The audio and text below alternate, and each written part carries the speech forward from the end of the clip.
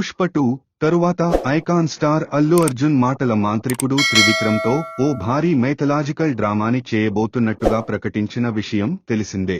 అయితే త్రివిక్రమ్ ప్రాజెక్ట్ స్థానంలో దర్శకుడు అట్లీతో పాన్ వరల్డ్ సినిమాకు శ్రీకారం చుట్టాడు. ఈ మార్పే త్రివిక్రమ్ ప్రాజెక్ట్ ని చేతులు మారేలా చేసి ఫైనల్ గా అది ఎన్టీఆర్ వద్దకు చేరేలా చేసింది. మైథలాజికల్ మూవీ కావడం, అంతేకాకుండా ఈ ప్రాజెక్ట్ ని ఎన్టీఆర్ తో చేస్తున్నామని నిర్మాత నాగవంశీ సోషల్ మీడియా వేదికగా క్లారిటీ ఇవ్వడం ఆసక్తికరంగా మారింది. కార్తికేయో మహాసేన స్వరజన్మ షడాననః పార్వతీ నందనః స్కందః సేనాని రగ్నిభూర్భుః అనే శ్లోకాన్ని సోషల్ మీడియాలో పోస్ట్ చేస్తూ ఎన్టీఆర్ త్రివిక్రమ్ల మైథలాజికల్ ప్రాజెక్ట్ ని ఆల్మోస్ట్ కన్ఫర్మ్ చేసేశాడు.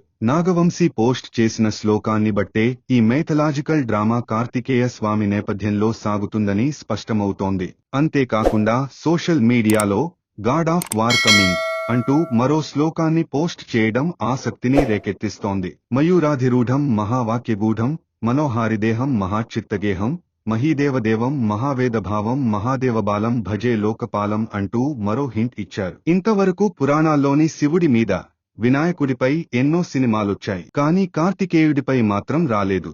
కుమారస్వామిని సుబ్రహ్మణ్య స్వామి, స్కంద, మురుగన్ అని కూడా పిలుస్తారు. అలాంటి కుమారస్వామి కథలోని ప్రధాన ఘట్టాలని తీసుకుని ఆయన స్కంద సైన్యం నేపథ్యంలో త్రివిక్రమ్ ఈ మైథలాజికల్ మూవీని తెరపైకి తీసుకురావాలనుకుంటున్నారట.